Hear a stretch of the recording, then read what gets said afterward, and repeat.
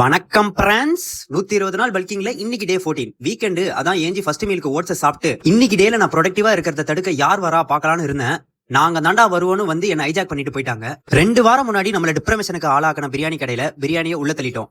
பிரியாணி சாப்பிட்டு டெசர்ட் சாப்பிடலாம் எப்படின்னு ஒரு கோல்டு பூஸ்டர் முடிங்கிட்டு வீட்டுக்கு போயிட்டு நினைப்பீங்க. அதான் இல்ல. செகண்ட் ஸ்டாப்பிங்க்கு எக்ஸ்ட்ரா மெம்பர்ஸ் ஆடட். ஈவினிங்கா வண்டியா ஆரோவில் பக்கம் விடுறான்னு கிளம்பிட்டாங்க.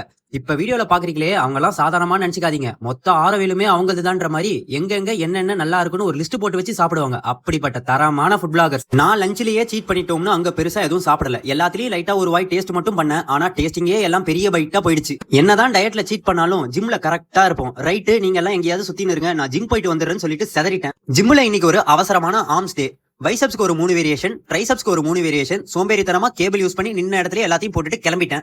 Again joint with the friends. அப்படியே பீச் சைடு சுத்தின்னு இருந்துட்டு ஃபிஷ் பா பண்ணிட்டு டின்னருக்கு ப்ரோட்டீன்ஸை லோட் பண்ணிட்டு வீட்டுக்கு போலான்னு பார்த்தா படத்துக்கு போலான்னு கிட்னாப் பண்ணிட்டாங்க. ரைட்டுன்னு பைசன் படத்தை பார்த்தா இன்னைக்கு டே முடிஞ்சு. நாளைக்கு வீடியோல பார்ப்போம். நன்றி.